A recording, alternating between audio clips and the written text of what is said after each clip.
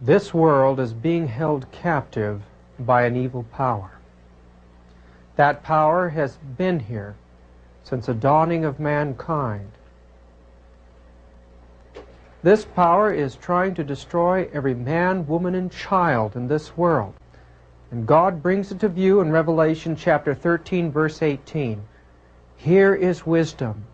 Let him that hath understanding count the number of the beast, for it is the number of a man, and his number is 666. The number 666 is the number of a beast and the number of a man. It is the identifying mark of this power. We have to go back in time to the first civilization on the plains of Shinar in Mesopotamia. Here, as these nomads found a home in that fertile land, they had to confront dangerous creatures. This required an extermination process to make the land safe for them. The man that led out in that work was a man by the name of Nimrod, a mighty hunter before the Lord. This statue in the Pergamum Museum describes this early hero under the name of Gilgamesh. Nimrod killed a bull with his bare hands, a tremendous feat, even in an age of giants. He also killed a lion with his bare hands, and these feats became symbols of his authority and his right to rule. Cylinder seals dating 3,000 years before the time of Christ show this great hero and his work of hunting. He also became a god to those people and forced them to worship himself. He wore the cloak of a lion as a symbol of his right to rule, and he wore the horns of the bull as his first crown. In time, the area of Shinar and Babylon broke up into various small countries, each with its own king. Each of these kings continued the tradition of having to kill a lion. Nimrod became the builder of the first great city. He's known as the great builder, the tower builder or bridge builder, the term Pontifex Maximus. He directed the people to build walls, but he's most noted for the building of a great tower. This tower was built in dedication to the astrological gods and especially the sun. It was in rebellion against God, the creator of the universe.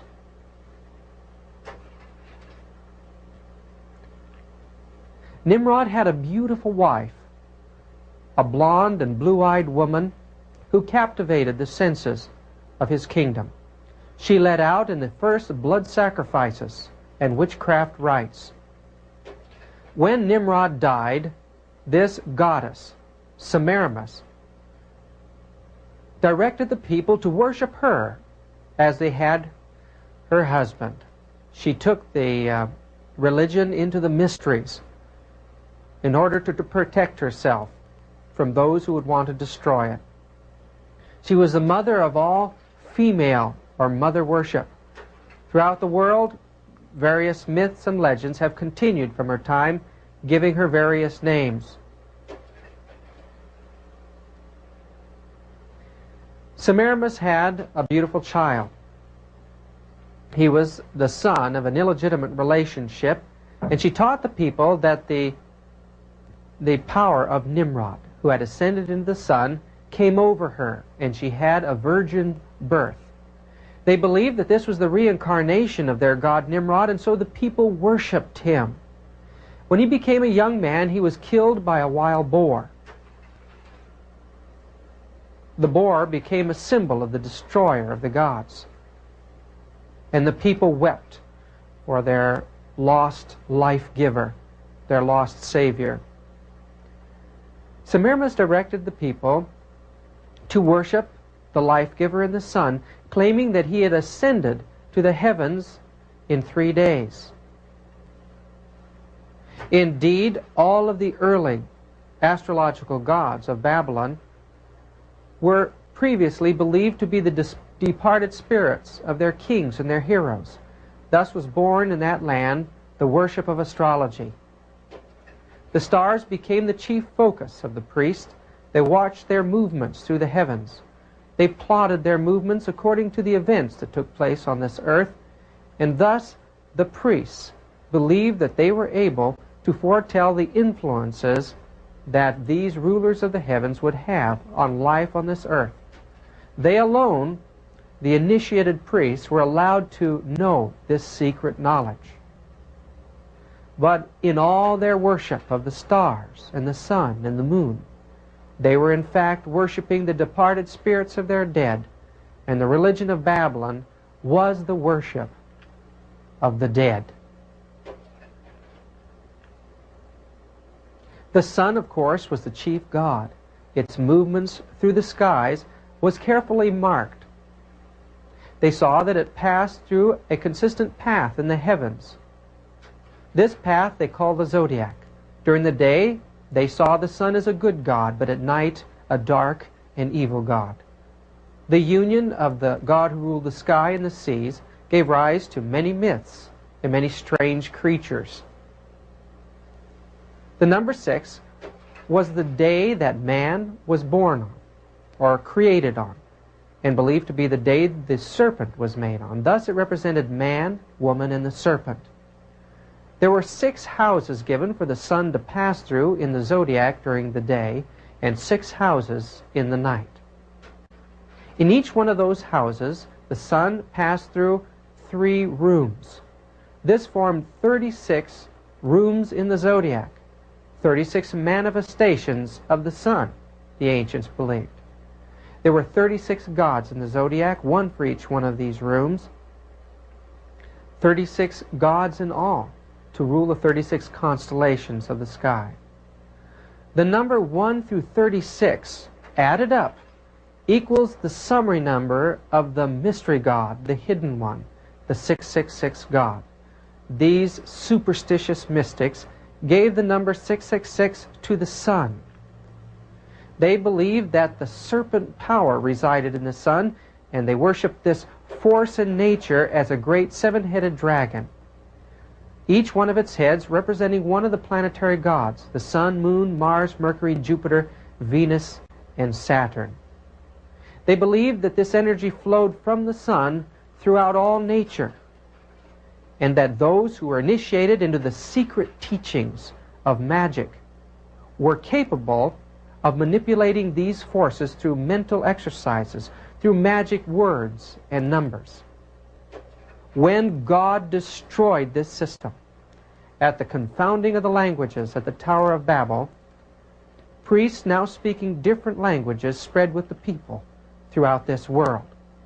The result of this spread was that the mystical mystery teachings of Babylon continued to be taught by the priests in every part of the globe and in every age. Remnants of that early religion can be seen in the great towers and pyramids that reflect that first tower of Babylon, dedicated to the system of astrology and the sun.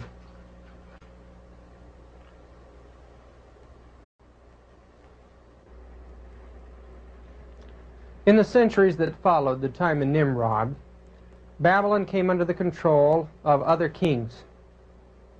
But 600 years before Christ, the Babylonians rose up and overthrew their Assyrian rulers.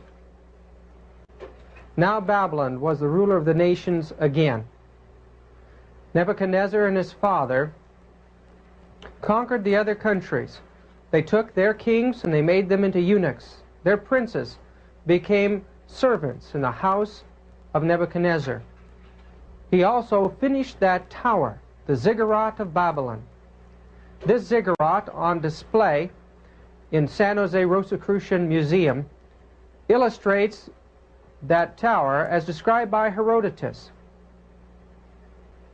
The black base of the tower represented Saturn, the mystery or the hidden god that the Babylonians gave the number 666 to. The next level was represented by Jupiter. The next level, Mars. Then the sun. Then Venus. Then Mercury. and the moon. And so the tower represented the 7 astrological gods that moved through the circle of the zodiac. The palaces and the temples of Babylon were largely plated with gold. Babylon was known as the Golden City, and in her streets the festivals of the sun, the ancient cult from Babylon, were worshipped again. Although now Nimrod and his wife had different names. Semiramis was now called Ishtar, and her son Tammuz. The main entrance to Babylon was the beautiful Ishtar Gate, dedicated to this moon goddess. It was blue, the color of the female. On the gate is a symbol of gods. Babylon developed 5,000 gods that the priests used to keep the people in superstitious bondage. The courts and the precincts of the temples were guarded by these great cherubim, part bull, part eagle, part man, and part lion creatures. This god in the British Museum is Umdugud, symbolizing the sun. One of the most respected gods of Babylon was the sacred palm tree, a symbol of the rebirth of life. The 666 god of Babylon was symbolized also as a statue named Marduk. These priests you see in the sacred ark bringing Marduk down the river were from the College of Pontiffs that surrounded the high priest, the Babylonian religion. That high priest was the king, the Pontifex Maximus. He ruled the country as God ruled the earth. His words were law, and his number as well was 666. Under his direct authority were the mystical priests and magicians of Babylon. These people controlled all education, all the economy and business. They were the masters of the world that they lived in. The people showed them reverent homage and worshiped them as if they were gods. It was inconceivable to them that they could ever lose their power with such monumental bastions of walls surrounding them, the fact that they had international connections. But in the mountains to the east, the Persian armies were growing and developing.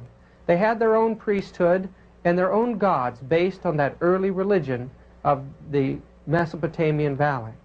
When their soldiers moved in to the river underneath the gate of Babylon, it was providential that the leave gates of the city were left open, and they conquered in one night.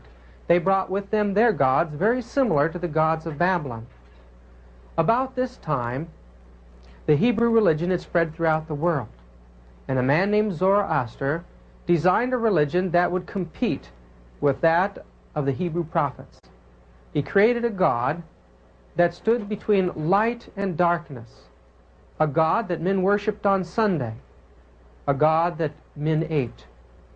Other gods throughout the world reflected the same form of religion, the god of nature, the god of the grains, the god of the rivers, the god of the generative powers. All these were worshipped, and behind the myths of these gods were secret allegorical meanings that only the initiates could know. These secret teachings in Egypt fell under a number of different cults. The cult of Horus, or the cult of Isis, and the cult of Hermes. Hermes became the most popular of all the cults. Hermes was believed to be at one time a man, searching for the knowledge of truth. He received instruction from a great dragon stretched across the sky. 42 mystical books were written by Hermes called the Hermetic Mysteries. These were kept in the great library at Alexandria, Egypt. The ancient philosophers, Plato, Socrates, Pythagoras, those men who became the father of the modern educational system, were initiates into the mysteries of Hermes. The magicians and priests of Babylon, realizing that their control of the world had faltered, determined to set themselves into a movement to regain it again. They fled Babylon and took their sacred statues with them. They went to the new burgeoning empire of Asia Minor. There, in the country of Pergamum, they established a city, a great acropolis called the Acropolis of Pergamum. Here they built temples to all of the great gods. The most important temple of all was the temple dedicated to the god Zeus. The front of this temple has been rebuilt in the Pergamum Museum in East Berlin, and all around the front of it is a great facade that shows the war of the Greek gods. In the temple itself, these priests kept a giant serpent. That serpent, or Aesculapius, was a god of pharmacopoeia, or sorcery, fascination with drugs and hypnotism and the magical arts. In these temples, they taught students how to carry on these rites of magical healing. The Babylonian priests continued to worship their secret gods, and in 168 BC, when Rome conquered the world, it was their plan to enter Rome and take over the world from there. In 133 BC, the last of the priest kings of Pergamum bequeathed the priesthood of Pergamum, the Chaldean priesthood, to Rome. And there they brought their Palladian and their sacred altar stone. Their god Stur, or Saturnus, added up to the number 666 in the Chaldean hieroglyphs. In Rome now, these priests continued to wear that sacred number in these amulets known as the Sigilla Solis. These photographs were taken in Berlin in 1910. On the front of these sacred amulets are the numbers 1 through 36, scrambled up, the 36 gods of the zodiac. As you add up each row, it comes to numbers 111. As you add the summary number of those digits, you come to the number 666, the number of the hidden or mystery god. The penetration of the religion of Babylon became so general and so well known that Rome was called the New Babylon. Faith of Our Fathers by Cardinal Gibbons, page 106. Now, Babylonian priestcraft, the cult of the sun, ruled the world again from Rome. It was at this dark hour in its history that Jesus Christ came into this world. And through him, God flowed into this world his Spirit, into human hearts. The power of Satan was being broken, and we saw him move in some of the most terrible scenes of persecutions against this movement. But it couldn't be stopped. Tertullian, one of the early church fathers, announced that the blood of martyrs is seed. Every one that died resulted in many more converts to the faith. Now God had warned the Hebrew people that they were not to walk in the manner of the nations which he had cast out before them. They had committed abominations. But we understand from the Apostle Paul that the very apostasy of the occult world would arise in the church. For I know this, that after my departing shall grievous wolves enter in among you, not sparing the flock. Also of your own selves shall men arise, speaking perverse things, to draw away disciples after them. In 2 Thessalonians chapter 2, verse 3, Paul gives a prophecy of what would happen to the church before the coming of Christ.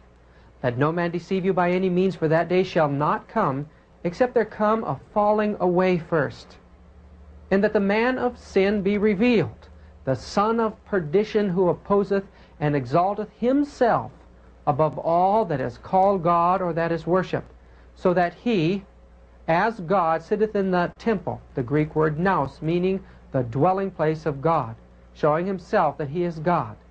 When Paul uses the word temple in the New Testament, he refers to the Christian church. A power would arise, exalting a man above God in the Christian church. How did this system of apostasy come into the church? At the time of the apostles, a man by the name of Simon Magus was brought to view as they entered into Samaria. There this man was a great magician, and he had an entire town under his spell. Simon Magus was never converted to Christianity.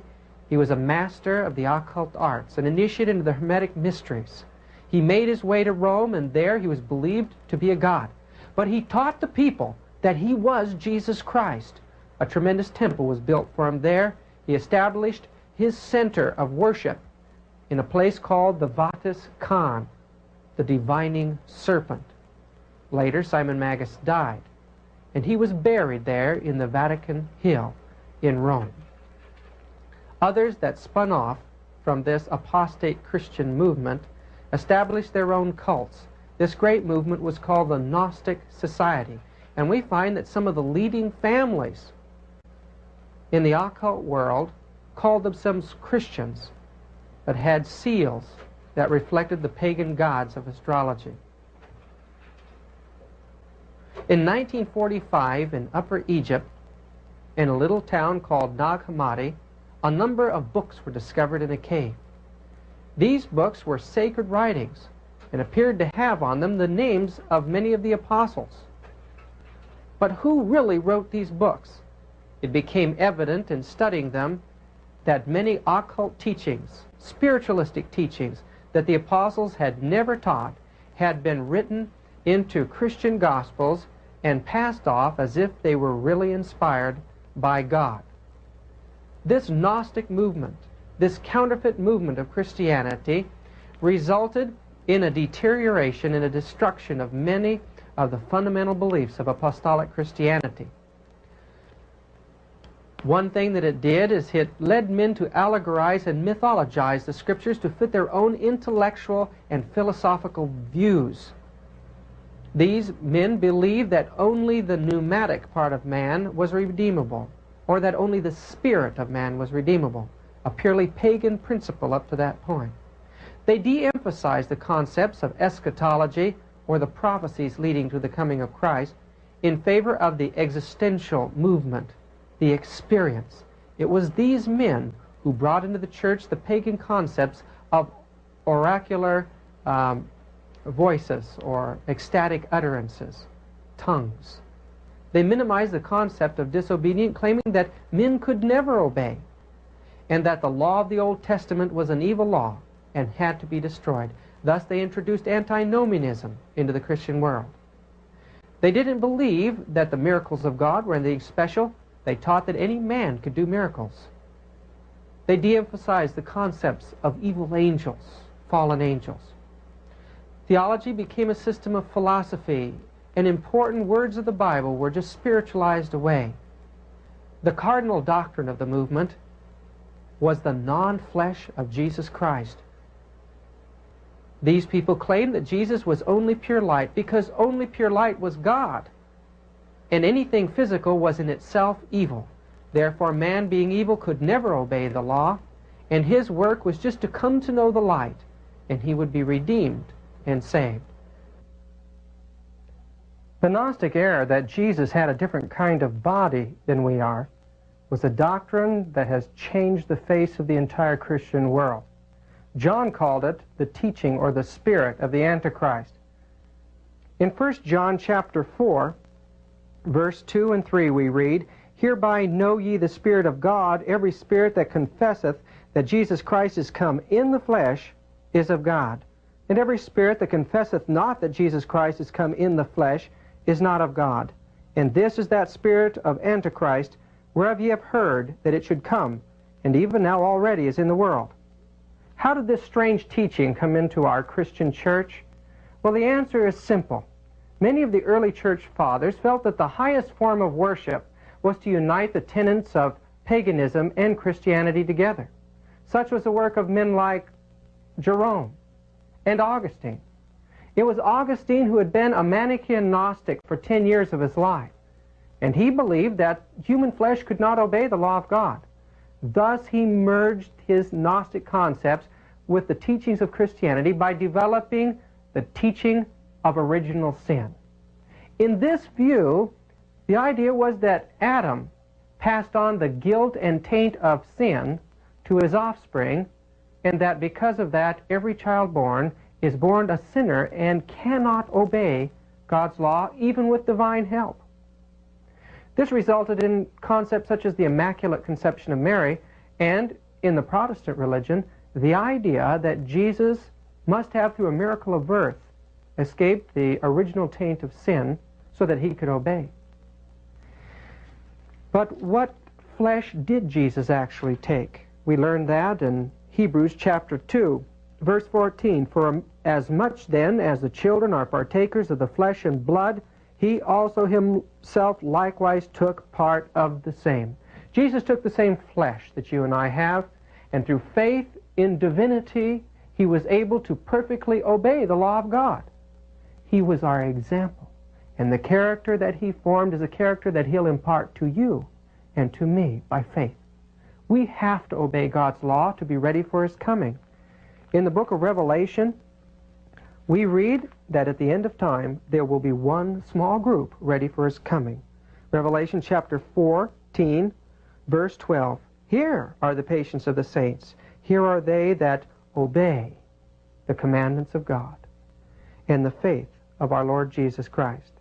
We cannot expect to meet salvation with erroneous views of the Antichrist. We've got to study the Bible for ourselves. Look to Jesus as the author and the finisher of our faith. Obey his commandments through faith in him and be ready for his coming. In 312, the Roman general Constantine claimed to be converted to this new paganized form of Christianity. He claimed that while en route to battle, he had seen a cross in the heavens. In following this cross, he won the battle and claimed the victory for Jesus Christ. When Constantine came to power, although he was a worshiper of the god Apollo, he claimed that he was a Christian. Coins that were made after that showed sun symbols all around him. When Constantine came to power, although he was a worshiper of the god Apollo, he claimed that he was a Christian. Coins that were made after that showed sun symbols all around him. In this painting in the Vatican, it shows Constantine giving the statue symbolizing the political power of the kingdom to the Bishop of Rome at that time. Whether or not this really happened is irrelevant, for we know that somehow the Bishop of Rome became the ruler of the entire Christian world. It's assumed that the Roman Catholic Church became the political authority over Rome. In this painting in the Vatican, we see the cross of Calvary taking the place of the statue of the sun god in a pagan temple. What really happened during those years? Well, in order to attach to Christianity great attraction in the eyes of the nobility, the priests adopted outer garments and adornments which were used in pagan cults. From the Life of Constantine by Eusebius, cited in Altai Nimalaya, page 94. So the Christians adopted, number one, priesthood, which was not a concept in Christianity, but pagan, and adopted the garments of these priests. What we see the priests wearing today in the Christian church are in fact pagan outfits.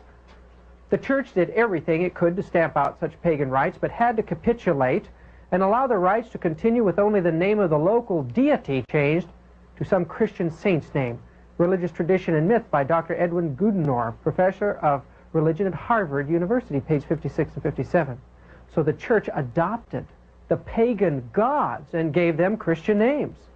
Many of the gods we see, or the statues that we see in the Christian churches today, were originally gods that the pagans bowed down and offered sacrifice to.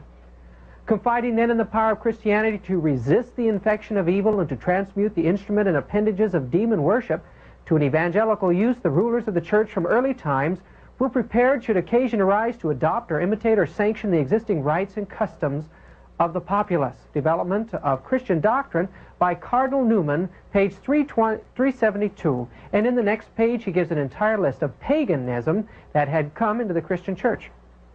So the rites of Christianity today are pagan in origin by the church's own admission.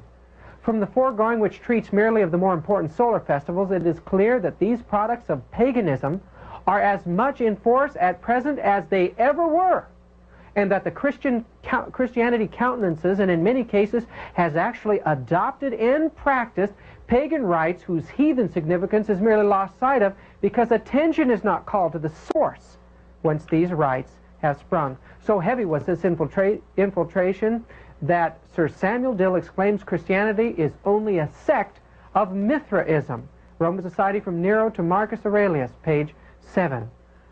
We know that Mithraism was the state religion of Rome at the time that the Christian church was established there. Evidently, tenets of Mithraism, such as Sunday worship and eating the wafer in the Mass, were adopted into Christianity at that time. Mithra worship was the worship of astrology and the worship of the mystical sun god and the god of nature. In short, sun worship, symbolically speaking, lies at the very heart of the great festivals which the Christian church celebrates today. And these relics of heathen religion have, through the medium of their sacred rites, curiously enough, blended with practices and beliefs utterly antagonistic to the spirit which prompted them. Sun Lure of All Ages by Occult, page 248. Scholars of the world, historians, and church leaders themselves admit that Roman Christianity is in fact pagan idolatry in a Christian guise. The symbols of the pagan world have been adopted into the Christian church and claimed sanctified by the union. In the book, The Secret Teachings of All Ages by Manly P. Hall, we read, "Yet the cross itself is the oldest of the phallic emblems, and the lodge-shaped windows of the cathedrals are proof that the Ionic symbols have survived the destruction of the pagan mysteries. The very structure of the church itself is permeated with sexual symbolism or phallicism. Remove from the Christian church all emblems of priapic or sexual origin, and nothing is left." When we look into the Christian churches today and see those windows, the layout of the floors and the arches and the domes, we're looking at symbols of raw pagan sexual worship. The spires of the churches, the courtyards, all reflect the early concepts of sexual worship. When the zealots of the primitive Christian church sought to paganize Christianity, the pagan initiates retorted with a powerful effort to paganize Christianity. The Christians failed, but the pagans succeeded. With the decline of paganism, the initiated pagan hierophants transferred their base of operations to the new vehicle of primitive Christianity, adopting the symbols of the new cult to conceal those eternal verities which are ever the priceless possession of the wise. So, Christianity became the actual home of the pagan leaders in that age. Pagan men, now claiming to be Christian, were leading out. The world cloaked with a form of righteousness walked into the Christian church. Now the work of corruption rapidly progressed. Paganism, while appearing to be vanquished, became the conqueror. Her spirit controlled the church. Her doctrines, ceremonies, superstitions were incorporated into the faith and worship of the professed followers of Christ. From the Christian history book, The Great Controversy, page 50. Paul had warned about the dangers of Gentile worship. In 1 Corinthians 10:20, he told the Christian church, "But I say that the things which a Gentile sacrifice, they sacrifice to devils, and not to God. And I would not that ye should have fellowship with devils. Ye cannot drink the cup of the Lord and the cup of devils. Ye cannot be partakers of the Lord's table and the table of devils." Christianity had become devil worship from beginning to end. As we look at the sacrifices and worships of the pagan world around them, knowing that this worship was ascending up before Satan and his evil angels, we're realizing that the Christian church, in adopting these same forms, were in fact sending their worship up before the same powers. In a comparison between sun worship and Christianity, we find an exact parallel today. The nativity of the sun, the birth of Tammuz, December 25th, is now called Christmas. The Midsummer Festival, that's held June 24th, is now called the Nativity of St. John. And the Assumption of Semiramis, who became the mother goddess in paganism, is now called the Assumption of Mary, who became the mother of God. The mother goddess was worshipped and titled the Queen of Heaven. And that's the title that the Virgin Mary is given today. Cakes were decorated and dedicated to the goddess with a T crossed on it. Those are called the hot cross buns in the church today. The 40 days of fasting and lamentation for Tammuz are now called Lent in the Christian church. The festivals of Easter are still called Easter, and the resurrection of Tammuz at Easter and the procession of graven images during Holy Week is now the procession of the graven images of Jesus, Mary, and Peter, and of the saints. The veneration of graven images of Ishtar, Tammuz, and lesser gods of the heavens in the temples and in the courtyards is now the veneration of graven images of Jesus, Mary, and the saints. The belief in the immortality of the soul and the burning place of torment went on thousands of years in pagan idolatry. The doctrine of purgatory was borrowed from the concept of purgation of the Greek philosophy. The belief of the dead visiting the living, the feast, this feast held for in November, called All Souls Day, is now the festivals of All Souls Day in Christianity. We know it as Halloween. The concept of burning incense before the altars was pagan. Chants, repetitious prayers, and beads are now called the rosary in the church. The symbol of the cross was a symbol of the sun and a symbol of Satan. And now it's become the object of worship in the Christian church. Amulets, idols were worn to scare away evil spirits in paganism, and now it's the wearing of crucifixes. The round disc wafer with IHS symbolizing Isis, Horus, and Seb that was eaten for the soul in Egypt is now the wafer of the Eucharist in the church. The painting of the child and the mother with the glory of the sun around them is now called the icons in the Eastern Catholic Church. Infant baptism and sprinkling, all of these things were pagan. The concept of necromancy, talking to the dead, takes place in Christian mysticism and miracles in the church today. The first day of the week, or Sunday, was kept in honor of the sun god in every culture. And today, the Christian world is honoring that day. The concept of Pontifex Maximus, the name of the chief pagan deity, is now the Pontifex Maximus of the Christian church. Janus and Sibyl were once the holders of the keys in Asia Minor, and now the Pope claims to be the holder of those very same keys. The concept of a high priest king carried on the throne is seen in the Pope being carried in the Sedia Gestoria. The pagan high priest king was believed to be the incarnate sun god, a representation of the God in heaven. The Pope claims to be the vicar of God on earth. Offerings were offered to placate and appease the god. These concepts became penance and indulgences, salvation by works in the church. Anciently, there were houses for prostitutes, priestesses. Today, the church has adopted the concept of nuns. And throughout the years of sun worship, the enemies of the sun were offered as human sacrifices.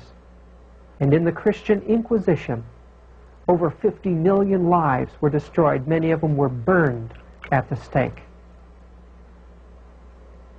A comparison between this cult form of Christianity in Rome and Hinduism, again, gives us a direct parallel.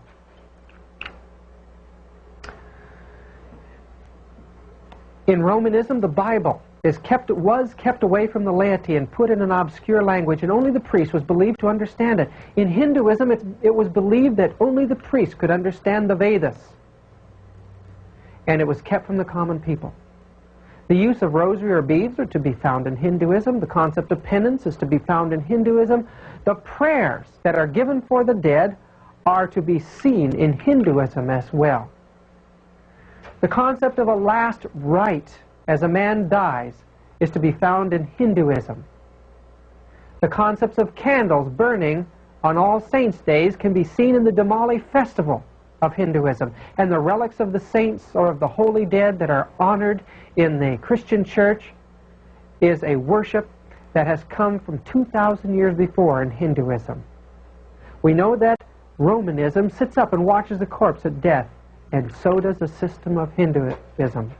Candles burned around the grave or the dead is to be seen in Hinduism as well. Sanctuary lamps are seen in both the Hindu temple and in the Roman Catholic Church. Candles that are kept burning before images in the church were seen thousands of years burning before the images in Hinduism. Pilgrimages to shrines in Europe and the Catholic world today can be seen in the pilgrimage paths crisscrossing the Hindu world. Holy palm leaves are placed in the caskets in the Christian church, and holy grass was used in Hinduism for the same purpose. In Roman Catholicism, the Madonna and the Child are worshipped the Queen of Heaven and her divine Son. In Hinduism, it was the worship of Lankriya and Deva, goddess and Queen of Heaven, and her chief son Indra, King of Heaven. The comparison between the initiations between the Christian nuns and the Pujnis, or the nuns of Hinduism, are identical in almost every way. Is Christianity Hinduism? Roman Christianity is Hinduism. Roman Christianity is sun worship. And even today, these rites are continued. As we go into the great Christian cathedrals of worship, find that the rounds of ceremony there, the worship there is in fact the ancient worship that began on the plains of Shinar in Babylon so many centuries ago. How far did the church go in her compromise with pagan idolatry? I'm afraid that the facts would be shocking to you. We find in the book written by Richard Payne Knight on sexual symbolism that the church in southern Italy as late as the 18th century was still encouraging her people to bring to the church symbols of their sexual organs to be offered to the saint Cosmos, originally called Priapus by the pagans. It was discovered that in southern France, the church had sexual organs carved in the apex of their doorways for the people to look at as they entered the sanctuary. The most surprising and shocking part of this vulgar worship was the worship of Priapus in southern France, where this sexual god was placed as a statue under the name of Saint Photon in the sanctuary, and the young women were encouraged to give their virginity to it. God did not leave us without warning. We find that the Bible gives a clear picture of not only what God requires of man for salvation, but of the great dangers that face us in our war to keep the truth pure. The last of the apostles, John, was exiled to the Isle of Patmos. There it appeared that his work for the Lord was over with. But we find that God gave him a number of visions. Those visions gave a description of the history that God's people would face up until the end of time. John was given a vision of how close Jesus was to the church, and how much he loved them, and how he was taking care of them. Jesus was a great high priest in heaven, ministering his righteousness, his counsel, his rebuke, and his warnings to his people. John was given a view also of the enemy of the church through its various forms. He saw the Roman pagan system as a great seven-headed dragon, and he also saw rising from that allegorical sea a monstrous beast with 7 heads and 10 horns. In fact, this beast was made up of symbols that was a combination of all of the systems of pagan idolatry that had dominion over the earth from the time of Babylon. What power came after the Roman pagan system passed off the scene? It was the Roman Church. And this great beast, which is a compromise of all the paganism of the fact, was in fact the Roman Catholic system. We find also in Revelation chapter 17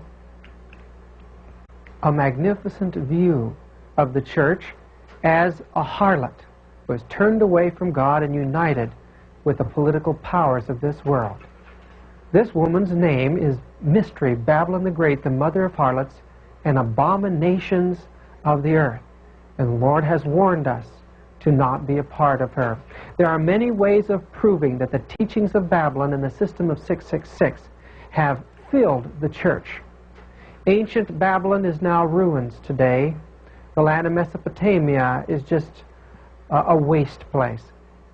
But we find the curse that resides over Babylon is also over religious teachings. In the time of John, the ancient cults were almost a thing of the past. They were dying in strength. It was necessary for these mystics to regain their power through taking over the new system of Christianity. But they maintained their pagan idolatry. In the British Museum, this great boundary stone from Mesopotamia gives 5 symbols of the sun. Indeed, all of the boundary stones that are to be found around the Mideast give symbolism of the deities of the sun. The Church adopted this symbol of the 666 God and places it in the hands of its own deities, such as Mary and Jesus. Another form of holding up the universe is seen as being done by Catholicos or Atlas in this picture. We find that it's reflected in Roman Catholic altars and on the top of the tiara in the Vatican, where a large globe is found on the top of it, and a great orb is found at the top of St. Peter's Basilica. On this stone found in South America, even these primitive people worship the sun. And we can see that one of the symbols of the sun is a triangle. Far away, thousands of miles across the ocean in Northern Ireland, we see that these ancient Irish people, pagans, carved the triangle on their great monolithic stones as a symbol of the sun. The American Indians carved that triangle on their terracotta coins as a symbol of deity. In Egypt, the triangle also was a symbol of the sun god. Pythagoras used the symbol of the triangle to represent all the mystical powers of God. Wherever we go in the pagan world, that triangle is seen. In the Rosicrucian Museum in San Jose, that symbol is a part of the Rosicrucian symbolism. As we go through the churches, we'll find that they've adopted this symbol of pagan origin as a symbol of the God of Christianity. An equilateral triangle is 360-degree angles, and it represents the 666 God. It has no place in the church. Another worship was the worship of the eye. It represented the eye of God and was found in the capstones of the pyramid. Here in the center of this capstone, you'll see a circle with a dot. It represents the eye of Osiris, which was worshipped in fear by the Egyptian pagans. They kept eyes in their pockets to protect them from the evil eye. Even in Rome, we see that this form of worship was adopted, and on this pagan Roman grave is carved a giant eye as a symbol of God. This Masonic pin illustrates the concept that the eye of God is placed in the equilateral triangle. That eye in a triangle is looking down at you from the great dome in Santiago de Compostella's cathedral, or in this confessional box in Torino, Italy, or in this pulpit in the Church of St. Louis in France. Everywhere you go, the church uses the equilateral triangle and the eye of pagan idolatry as a symbol of the Christian God. Another symbol is that of two equilateral triangles placed over itself. It represents the generative principles of nature, and in the center of it is the all-seeing eye of God. All around it are the 36 sections of the zodiac, or the 36 decans that add up to the number 666. Aleister Crowley designed this pentagram or hexagram. We see in the center of it the number 6 and the sun. These symbols are found in the Christian churches as well as in the system of pagan idolatry. Here on a Catholic altar is that satanic symbol in the floor of a cathedral in England, and on the ceiling in Westminster Cathedral in London. Everywhere you go, you'll see these symbols that came from the occult in the church. Here in San Francisco, in the Jesuit chapel there, San Francisco University, the same symbolism. Now that hexagram forms a six-sided object in the center. It was believed that the bee who pollinated the flowers formed the hexagram in the wax because it was a symbol of God, and the bee can be found in the artwork throughout the churches. The pentagram is a symbol of the cosmic forces, whether up or down. We find it used in Satan worship, as well as in the worship of Lucifer. But here you'll find that symbol on Catholic altars and in floors.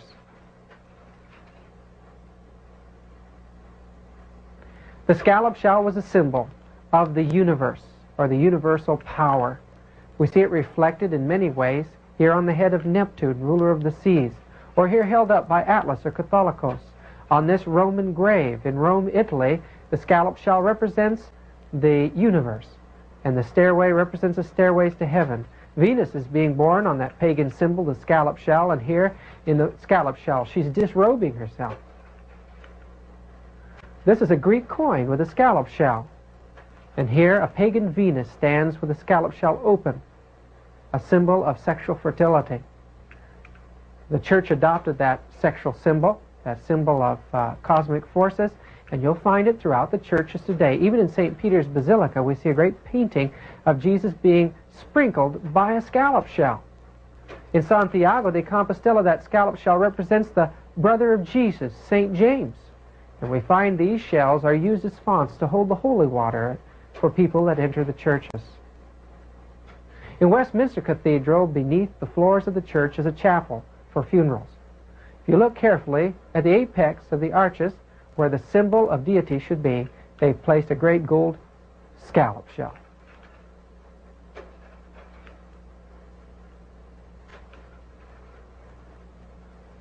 In the Vatican in Rome, we find that one of the most prominent symbols of the church there is of a great big scallop shell, symbol of the astrological powers.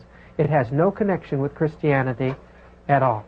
And here in the floor at the Chiesa del Gesù, the Church of the Jesuit, is a sun connected to the scallop shells. The ancients believed that as the sun went into the sea, it became a fish god. And in Babylon, that god's name was Owains. We find in India the name of the setting sun was Vishnu, or the fish. Neptune was part fish as well, the ruler of the seas. And in Egypt, we find that Isis transformed herself into a fish while looking for the dead body of her husband. We find that in Assyria, this concept of the fish was worshipped as well. On this Wasserbecken, or this laver that's set before a pagan temple, we find that there are carvings of priests all around it. These priests have an interesting outfit on. On their heads they're wearing fish heads, or as Layard, the archaeologist, called them, fish's miters. We find that reliefs from Canaan show that the priests of Dagon wore these fish's hats upon their heads, or these fish's miters, as a symbol of their worship to Dagon, the sun fish. In Asia Minor, we find that in the Mysteries of Sybil, they portrayed her as wearing this sacred fish's mitre.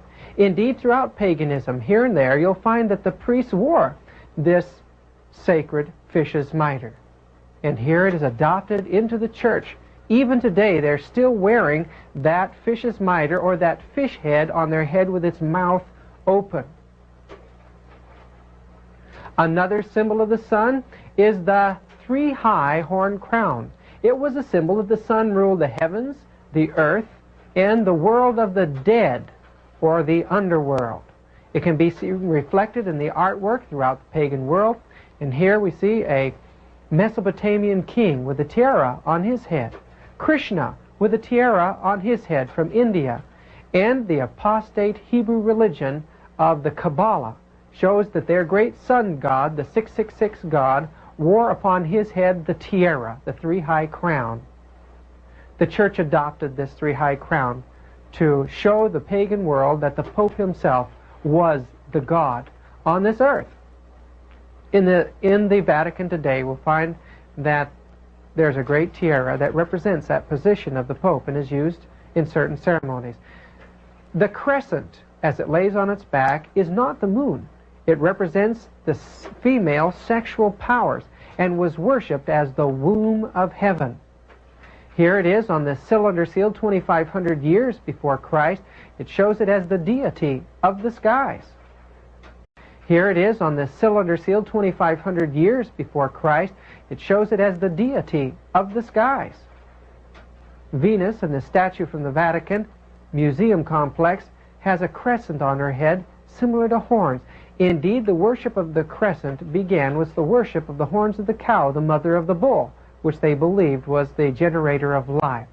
Around the head of the moon goddess of Rome is the crescent moon. And here, around the head of the female goddess is the horns in this birth of Mithra carving. Lilith of Babylon, the goddess of the world of the dead, or the world of the gods, is shown standing in the crescent made up of two antelopes. In the church we see a goddess standing in that sexual symbol as well. It is not a moon in that form. It is the same as it ever been in pagan idolatry. It's a symbol of the female generative powers. In Scandinavia, we find the statue of Mary in the middle of reindeer antlers. Because there weren't any cows up there, they put her in the middle of those antlers as a symbol of her power. But one of the most startling depictions of Mary is in southern France, in Lyons. There at the great cathedral, Mary is seen as wearing the horns upon her head. And the breastplate of the Hebrew priesthood is to be found on her chest. This makes Mary the mediator between God and men. Nothing could be further from the truth. The Bible tells us that we only have one priest and one way to heaven, and that's Jesus Christ himself. This concept of fertility worship and the worship of the mother captivated the senses of the pagans, and the Roman Church realized it would have to adopt it. This instrument, called a sistrum, was used in the dances of the pagan priestesses. Here Isis, the queen of heaven in the Egyptian cult, is seen carrying that sistrum. Isis, in Manly P. Hall's book, is quoted as saying, "I, Isis, am all that has been, that is, or shall be, no mortal man hath ever me unveiled. The fruit which I have brought forth is the son." The son of Isis is Horus. And in this picture of Isis and Horus, we see her standing in the middle of a nimbus with the zodiac all around her. Her child is the sun god. And when we go to the Vatican, we'll find a great Madonna figure there in St. Peter's Basilica, holding in her arms her baby. And that baby in this Christian statue of a Madonna is the Son. This allegorical concept of the mother and the son can be seen in Egypt and in India here with Devaki and Krishna, as well as the Orient. Both Japan and China have had their Madonna and child figures.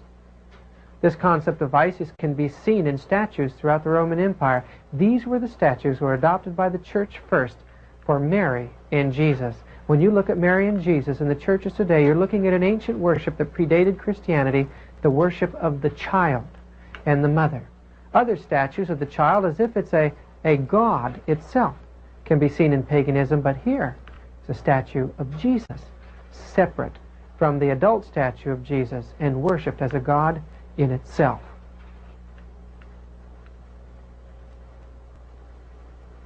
On this boundary stone from Mesopotamia, we see the god Shamash, the sun god, placed in the womb of heaven, the crescent. We can see it on cylinder seals. 2,500 years before Christ, the concept of the sun god in the crescent, or the male in the female. On this Mithraic altar, or in this Egyptian piece of jewelry, we see the disk of the sun placed in the crescent. Even in India, we see that symbol everywhere, the disk in the crescent. The asterisk was a symbol of the sun in Greece, and here we see 3 asterisks in 3 crescents. On this Mesopotamian relief, notice the deity of the sun and how it's represented in the sky. There is a disk in a crescent, just as there is in this Roman Catholic monstrance. Evidently, the host is placed within this crescent in many of the monstrances. In fact, most of the monstrances that we photographed as we went through these treasuries had a crescent to hold the wafer in. It represented the union of male and female sexes, thus the generative principle. Is that what's being worshipped? And the people don't realize it? The generative principles of nature? On this little door, on the sanctuary housing the instruments of the sacraments, I want you to notice that around the cup is grain and grapes. This was the worship of the god of nature. His name was Dionysius or Bacchus. In Rome, the gods of nature were often depicted as little goat-like men that had grapes, fawns, or satyrs. The worship of the sun god could be worshipped through drinking the grape. It was believed to be his blood. We know that in Mexico, to the sun god, the mace was made in a meal and given to the people to eat. In Egypt, a wafer was served in dedication to the god there. And in Greece, to the generative principles, these wafers also had a place in the communion of the gods. At the Acropolis in Greece, the high priest had 3 strong men bring in bulls. He baked wafers and put them on the altar there. When a bull ate a wafer, he was killed, and then he was skinned. The people were encouraged to eat pieces of the bull's body and tear them apart, eating the blood and the flesh. Then the skin was filled with grain, and the people again were to tear apart the body and eat the grain. It represented that they were incorporating into their bodies the generative powers. This same form of worship was seen in the Persian god Mithra, the state religion of Rome. Here these Roman initiates would take a wafer and eat it. In their initiations and their rites, they copied the pagan communions that had existed before. God was called into that meal, and it was passed around among these soldiers. Myth worship is probably the closest to the systems of Roman Catholicism today. It's amazing, then, to find beneath the great cathedrals of Europe excavations of pagan temples where the Christians were first encouraged to worship by their priests and religious leaders. In St. Peter's Basilica, we find that there are some magnificent candlesticks that are used in the Mass. Now, if you look closely at each one of these candlesticks, there's a face on it. And we would assume that that face should represent the God that the Mass is honoring.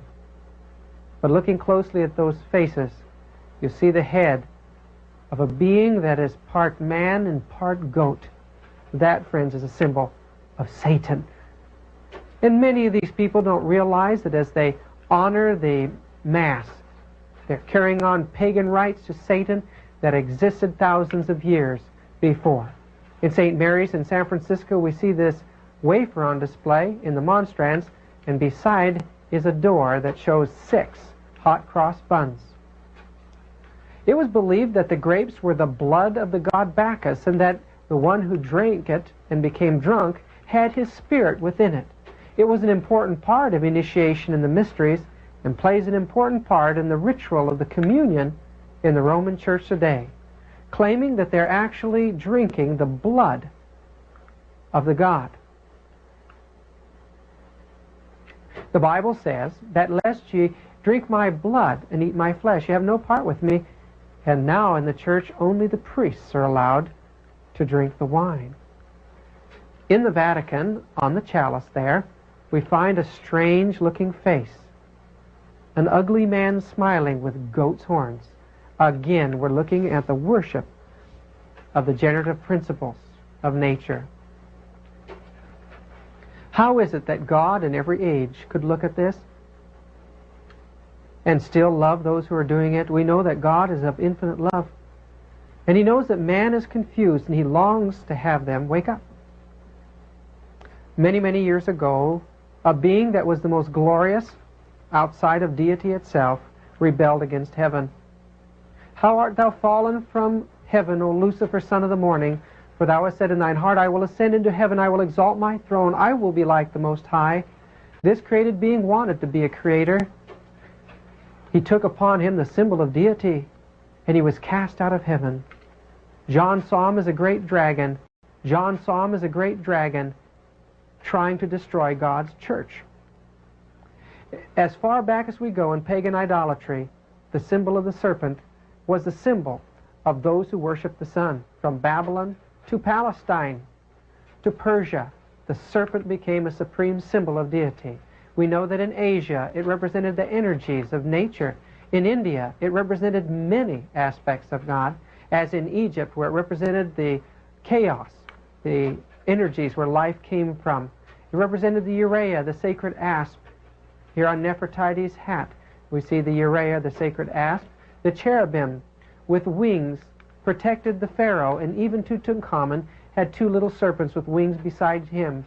It represents the gates of the soul, or the spirit itself from dead. It represented the spirit of the sun. And we find that the convoluted body of the serpent on the graves represented the transmigration of the soul. At Hatshepsut's temple tomb in Upper Egypt, we note a winged serpent with its body spiraling all the way to the sanctuary, representing that one must pass through the serpent to reach God. We know that in Central America, Mexico, and South America, the serpent was worshipped by the natives under the name of Quetzalcoatl or Kukulkan, both flying serpents representing the sun or the morning star. At Chichen Itza, the great temple there, has a stairway leading to the top of it that is bordered by two winged serpents. In Greece, the name of the serpent was Asclepius. He was a counterfeit healer, and he was worshipped all throughout the Greek Empire. Even the great god Apollo was equated with the serpent, as was Athena, the Greek goddess of war and wisdom. In Rome, the serpent became a symbol of healing, as well as the spiritual powers that carries the soul across the heavens at death. In Scandinavia, everything revolved around serpent symbolism. The ships were made into serpents and dragons, and the stave churches that these people worshipped in had carvings of serpents all over. At this stave church, I noticed that above the door was a body of a serpent with its neck forming the lattice work and great wings spread out on either side. One had to pass through this serpent door in order to get into the sanctuary. Here in Chinatown, you have to grab the handles of this serpent door to get into the business. And in Thailand, we find that on either side of many of the entranceways to the temples there are great serpents.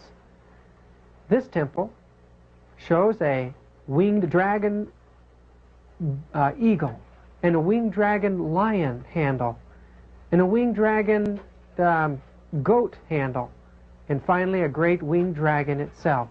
These handles have to be pushed before the doors will open, but as one gets back from this sanctuary, you'll notice that it's not a pagan temple, but it's St. Mary's Cathedral in San Francisco, and the court is made of 3 rows of 6 crosses in each row. 6, 6, 6. The altar has 6 steps to the top of the sanctuary. Why are these pagan symbols still used in the church? The church has used them for so long that it knows nothing else but pagan symbolism. All through the years, we find that the serpents are to be found in the churches, on our tombs and in the floors, or here in Westminster Cathedral above the head of Jesus. Most of the dragon serpents that we saw in one place were to be found in the Vatican, or the Divining Serpent Center. Here, dragons looked at us from above graves, on floors, or on artwork. Even the canopy was copied from the ancient serpent pillar altars of the ancient world. Those great spiraling canopy pillars represented the serpent around the staff. The serpent represented the energies of both good and evil. And we see here 2 serpents holding up the cosmic egg. That egg is to be found at the top of Bernini's canopy as well. The ropes were used in paganism to symbolize the serpents, and we find them on the crests of the popes. In the large hall of Bernini in the Vatican, the church is symbolized by a great golden dragon. Down beneath the floors of St. Peter's Basilica in the crypts, we find that one of the popes that called himself Six has upon his tiara 6 serpents. The lightning bolt was a symbol of the serpent power, and the ancient gods were believed to be able to wield it. As far back as ancient Gilgamesh, we see that this lightning bolt was to be found in the hands of these pagan gods of Mesopotamia. Both the priests and the kings himself carried these divining rods. This Assyrian king from the British Museum holds with his hand a symbol that represents the roll of thunder and the flash of lightning. Osiris is shown holding serpents in his hand, and even Tutankhamun held the serpent staff in his hand. This Etruscan deity is holding a serpent in her hand, and even in the Greek religion, we see Athena holding a crozier in her hand. From the Acropolis, it's clear that that crozier is in fact a serpent. In the Mayan religions, the priests there carried these serpent croziers in their ceremonies, and we find that even in the Orient, in Japan, these little croziers, remnants of the divining rods, were held by prelates. Scandinavia had its serpent crozier as well, held by its priests. This Etruscan priest holds within his hand a spiraling crozier. In Mesopotamia, the priests there held croziers as well. And in Berlin, we photographed this crozier head from the land of Shinar. It has a serpent on the end of it, and this clearly has no relationship with the shepherd's staff, as the church claims. Her prelates carry these croziers even today, just as the ancient magicians and mystics did so many years ago. Many of them have serpent heads on them. Some are carved out of ivory, and still others are carved out of the bones of saints, making them more holy or more sacred.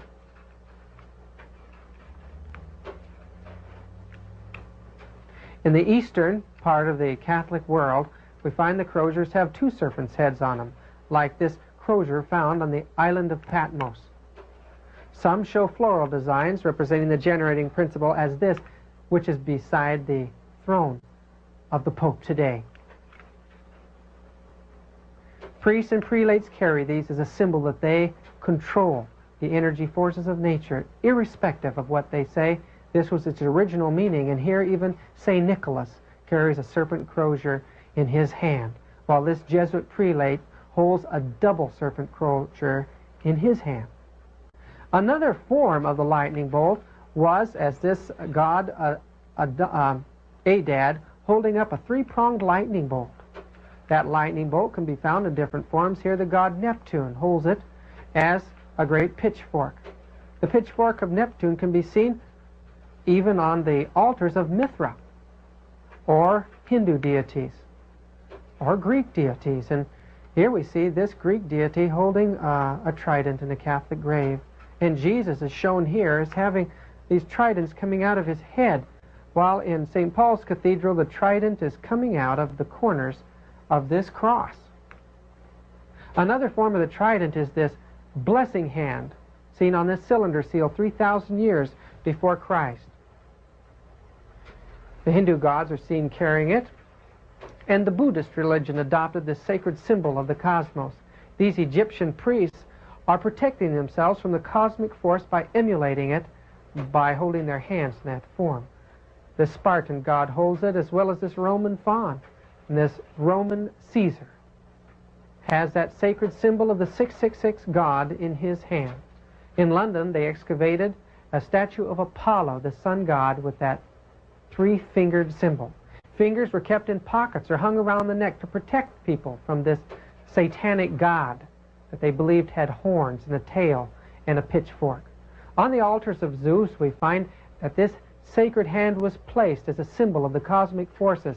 These votive hands, as they are called, can be seen in some of the great museums of Europe, showing an important part of the pagan worship. Richard Payne Knight donated his collection of sexual symbols to the British Museum, and one of the most important one was this hand representing the cosmos. Here we see the male and female finger raised up together, and the thumb as a generating principle with a pine cone on it. Around it is a serpent representing the energies, a goat's head, symbol of fertility, in the palm, and an altar with 3 wafers on it. Beneath that is a Madonna and a child. On the back of the hand are symbols of all the astrological gods. These hands were extended to the initiates, and it was believed that energy arced from these hands and flooded them, giving them a cosmic rebirth.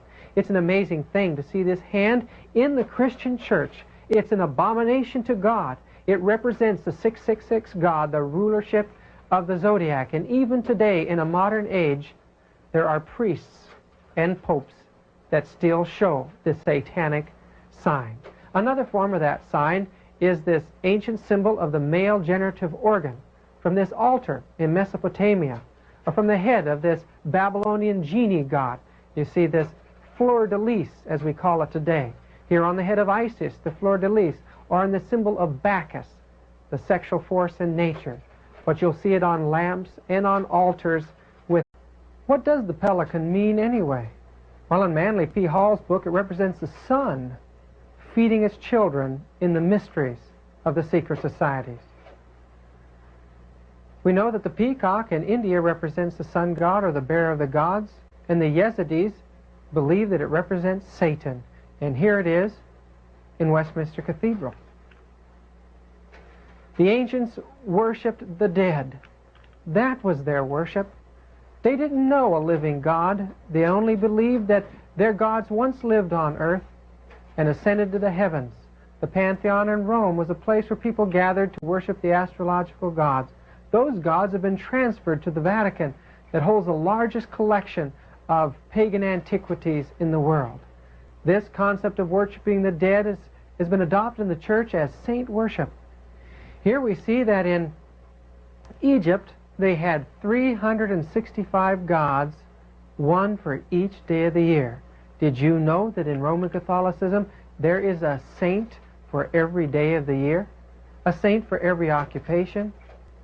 Every one of those saints at one time or another is a reflection of some pagan deity. As you go into the churches, you'll find that there are sarcophaguses of the dead everywhere you go. In fact, I believe that the church itself is the world of the dead. This great altar in Burgos Cathedral, though it's magnificent and 4 stories high with saints all over it, is nothing more than a continuation of the worship of the dead. The popes are embalmed and placed in caskets, 3 inside each other, placed beneath the floor of St. Peter's Basilica, and there the people gather to pay them homage, to do their rosaries before them and kiss their caskets. Indeed, even some of the smallest cathedrals and churches have beneath the floors places in the old world where they buried their dead. Notice on this cylinder seal from 2,500 years before Christ that this priest is holding something that looks like little balls in its hands. Reliefs from Babylon and Mesopotamia show the priests and the genii holding beads in their hands. Yes, beads was part of the worship of Babylon. Here, from the Pergamum Museum, these beads were taken from the Babylonian bull cult. Or these beads of Pharaoh Amenhotep IV were buried with him in his grave. They were prayer beads. And throughout Egypt we find them in the graves as a special part of the worship of those people. In India, the Hindu religion and the Buddhist religion all used beads in their prayers. Even in the Muslim world, we find that prayer beads were an important part of the worship of Allah. And when you see prayer beads in the church, you know, as a matter of fact, that they are from the pagan worship. They have no place in Christianity. Candles represent the immortality of the soul. The fire was the earthly representative of the sun. It was ever to be kept burning in the pagan temples, such as this Buddhist pagan temple. But when you look at the altars in Catholicism today, there's not even a faint reflection of paganism. It's an absolute image of the pagan world before. People spend a lot of money buying candles to place before altars of saints who can't hear or see them. Incense is offered up around the altars during the Mass and during the ceremonies of Catholicism in the same way that incense is offered up in the Orient in Hinduism centuries before. But the strangest part of Catholicism is its veneration of a human priesthood. In the book Dignities and Duties of the Priest, or Silva, we find that St. Alphonsus de Liguria gives the doctrinal view of the position of the priest. We find in obedience to the work of his priest, hoc est corpus meum, God himself descends on the altar, that he comes wherever they call him, and as often as they call him, and places himself in their hands, even though they should be his enemies. And after having come, he remains entirely at their disposal. They move him as they please from one place to another. They may, if they wish, shut him up in the tabernacle, expose him on the altar, or carry him outside the church. They may, if they wish, if they choose, eat his flesh and give him for the food of others. Oh, how great is their power! The people have to come to the priest to receive the sacrifice of Christ. The power of the priest is the power of the divine person, for the transubstantiation of the bread requires as much power as the creation of the world. Thus, the priest may be called the creator of his creator. the idea that Jesus is recreated and his sacrifice duplicated in every wafer, is an abomination. The priest is the most sublime of all created dignities, an infinite dignity, an astounding miracle, great, immense, and infinite, exalted above all celestial heights. He is inferior only to God. The priests in this position stand in the very place that the pagan priests did of the ancient world. Christ never initiated an earthly priesthood. A priest, in absolving a sinner, performs the very office of the Holy Ghost in the sanctification of souls. To see people lined up to confess to an earthly man, feeling that they'll receive sanctification or forgiveness because of that act, is one of the saddest things. Innocent III has written, indeed, it is not too much to say that in view of the sublimity of their offices, the priests are so many gods. How could it be that men could be so blinded? But we realize that that form of Catholicism that we see today came out of raw pagan idolatry. As priests were set aside for the worship of God, so women were set aside in the ancient temples as Vestal Virgin or priestesses. Today we find young girls are prepared for a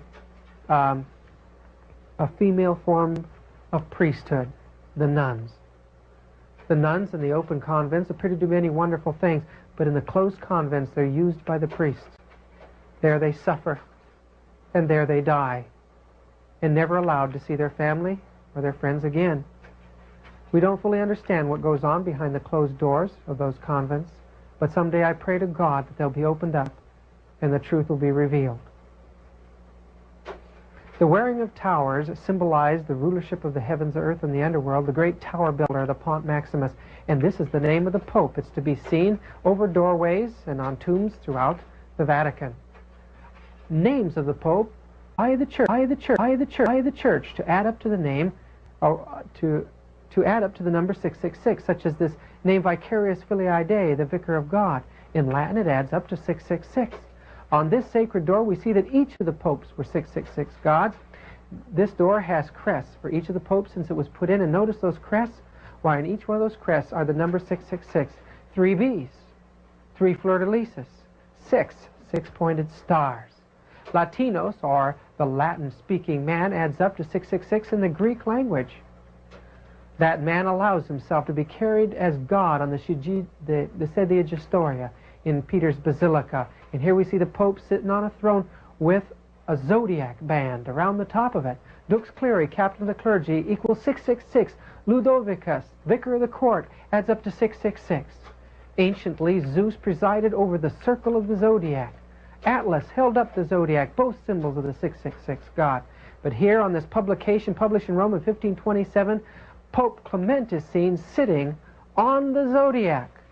One part of the universe turned by a devil, and the other part of the universe turned by an angel. The Pope here is being depicted on this book of astrological charts as the 666 God, the ruler of the zodiac, the God of both good and evil. Italica Ecclesia adds up in the Greek language to 666, the Italian church. The center of that church is St. Peter's Basilica in Rome today, and as you get up above and you look down over the colonnade, you'll see that it's surrounded by solar symbols. A Latina Basilica, the Latin kingdom, adds up to 666 again. That kingdom is symbolized on this coin from 1825 as as a woman sitting upon a globe with a band around it. The church itself is the 666 God. Who is the God of Roman Catholicism? It looks like Jesus, but it is a counterfeit of the true God. And on this altar in the Jesuit chapel in San Francisco are 6 occult symbols of the sun representing the God of the Mass. In St. Peter's, in the Vatican in Rome, we notice this monstrance with 3 little letters under the case. SFS, Sos, Stigma Sos, are 3 hieroglyphs for the number 6. The people don't realize when they bow down and when they worship this system and when they see this man at their head that they're really bowing down to that 666 God. In the Greek transliteration of the name, Satan adds up to the number 666. We understand, and it's clear, that the system of Catholicism is in fact the beast of Revelation. What is its mark? Going back, we find that God gave mankind a mark or a sign of His own authority. That sign resides in the Sabbath. Going back, we find that God gave mankind a mark or a sign of His own authority. That sign resides in the Sabbath. Some scholars have felt that in the name Sabbath, the word sign of the Father is hidden. Sab being Father, oath meaning sign, the B representing a dwelling place. But a study of the Bible proves that the Bible Sabbath, the seventh-day Sabbath, is the sign that God is the Creator, that He is our sanctifier and Redeemer, that He is our spiritual rest, that we're His people, and that in keeping that law among the other laws, it is a sign we keep all of God's commandments. Jesus pointed out that we were to keep the Sabbath after He died. His death didn't change the law of God, and He told His disciples that when Jerusalem was destroyed, to pray that their flight be not in the winter, neither on the Sabbath day, Matthew 24:20. How did the day get changed? How did the sacred sign of God get changed in the minds of the people to the Mithraic day of worship, Sunday? This is from the Converts' Catechism on Catholic Doctrine. Why do we observe Sunday instead of Saturday? We observe Sunday instead of Saturday because the Catholic Church and the Council of Laodicea transferred the solemnity from Saturday to Sunday. How prove you that the Church has power to command feasts and holy days? By the very fact of changing the Sabbath into Sunday, which the Protestants allow of. Have you any other way of proving that the Church has power to institute festivals of precept? Had she not such power, she could not have done that in which all modern religionists agree with her. She could not have substituted the observance of Sunday for the first day of the week for the observance of Saturday, the seventh day, a change for which there is no scriptural authority. It was the Catholic Church which, by the authority of Jesus Christ, has transferred this rest to Sunday in remembrance of the resurrection of our Lord. Thus, the observance of Sunday by the Protestants is an homage they pay, in spite of themselves, to the authority of the Catholic Church. Constantine first made the first closing law for Sunday in his effort to unite paganism and Christianity. The Church picked up the movement, and a number of laws later on the same object, they had transferred the day of worship from Saturday to Sunday. You may read the Bible from Genesis to Revelation, and you will not find a single line authorizing the sanctification of Sunday. The Scriptures enforce the religious observance of Saturday, a day which we Catholics never sanctify. James Cardinal Gibbons. I have repeatedly offered $1,000 to anyone who can prove to me from the Bible alone that I am bound to keep Sunday holy. There is no such law in the Bible. It is a law of the Holy Catholic Church alone. The Bible says, remember the Sabbath day, keep it holy. The Catholic Church says, no. By my divine power, I abolish the Sabbath day and command you to keep holy the first day of the week. And lo, the entire civilized world bows down in reverent obedience to the command of the Holy Catholic Church. From a lecture from T. Enright, 1884. Again, he says, I have repeatedly offered $1,000 to anyone who will prove by the Bible alone that Sunday is the day which I am bound to keep, and no one has called for the money. It was the Holy Catholic Church that changed the day of rest from Saturday, the seventh day, to Sunday, the first day of the week. Again, T. Enright, 9 years later in 1893. From this we may understand how great is the authority of the Church in interpreting it or explaining to us the commands of God, an authority which is acknowledged by the universal practice of the whole Christian world, even of those sects who profess to take wholly the Scriptures as their sole rule of faith, since they observe as the day of rest not the seventh day of the week as commanded by the Bible, but the first day, which we know is to be kept holy only from the tradition and teaching of the Catholic Church. Henry Gibson, Catechism Made Easy. Reason and sense demand the acceptance of one or the other of these alternatives, either Protestantism and the keeping holy of Saturday, or Catholicity and the keeping holy of Sunday. Compromise is impossible. James Cardinal Gibbons, Catholic Mirror, December 23, 1893. In 1893, Rome gave a challenge to the Protestant world. That challenge to the Protestants was because the Protestants wanted to enforce a federal Sunday law in this country. The Catholic Church quickly moved in to point out that their doing that was in homage that they paid to the sign of the Roman Catholic Church's authority. Let's read a couple of excerpts from that article from the Catholic paper at that time. The Adventists are the only body of Christians with a Bible as their teacher who can find no warrant in its pages for the change of day from the 7th to the 1st. Hence their appellation Seventh-day Adventists. Their cardinal principle consists in setting apart Saturday for the exclusive worship of God in conformity with a positive command of God Himself, repeatedly reiterated in the sacred books of the Old and New Testament, literally obeyed by the children of Israel for thousands of years to this day, and endorsed by the teachings and practice of the Son of God whilst on earth. Rome's challenge. It's not yet too late for Protestants to redeem themselves. Will they do it? Will they indeed take the written word only, the Scripture alone, as their sole authority and their sole standard, or will they still hold the indefensible, self-contradictory, and suicidal doctrine and practice of following the authority of the Catholic Church and wearing the sign of her authority? Will they keep the Sabbath of the Lord, the seventh day, according to the Bible, the Scripture, or will they keep the Sunday according to the tradition of the Catholic Church, friends, the beast? This is the mark of the beast, the observance of Sunday. I believe that God is going to bring every Christian to the test over this issue, that one day Sunday will be a legal enactment, and everyone will have to take a stand on either the sign of God or the sign of the sun god. A message must go out to the world today, and that message is that Christianity has fallen, that she has accepted pagan doctrines, that she is as that image or that harlot in Revelation chapter 17 portrays, the mystery Babylon the Great, the mother of harlots and abominations of the earth. God cannot save the average Christian with the beliefs and in the condition he's in. He's calling them out of this system of apostasy. In Revelation chapter 18, we read the last warning of Jesus to this world. And after these things I saw another angel coming down from heaven. An angel means a messenger or a message, having great power, and the earth was lightened with his glory. The whole earth will receive this message. And he cried mightily with a strong voice, saying, Babylon, or confusion, the great, is fallen, and is become the habitation of devils. The Christian church has become the habitation of devils, folks, and the hold of every foul spirit in the cage of every unclean and hateful bird. All of the teachings of the worship of the dead of paganism are to be found within the doctrines of apostate Christianity today.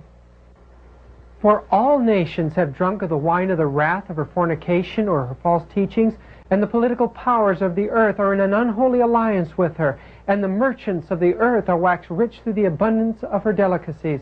The Christian world is the wealth of the economy of the world. And I heard another voice from heaven saying, Come out of her, my people, that ye be not partakers of her sins, that ye receive not of her plagues, for her sins have reached unto heaven, and God hath remembered her iniquities. Dear friends, probation is closing today. Jesus is coming soon. And before he comes, he's going to have a faithful people keeping the law of God. Will you be one of those people? I urge you today to take your Bible in your hand and go to the Lord Jesus Christ and ask him to guide you into that deep relationship with him.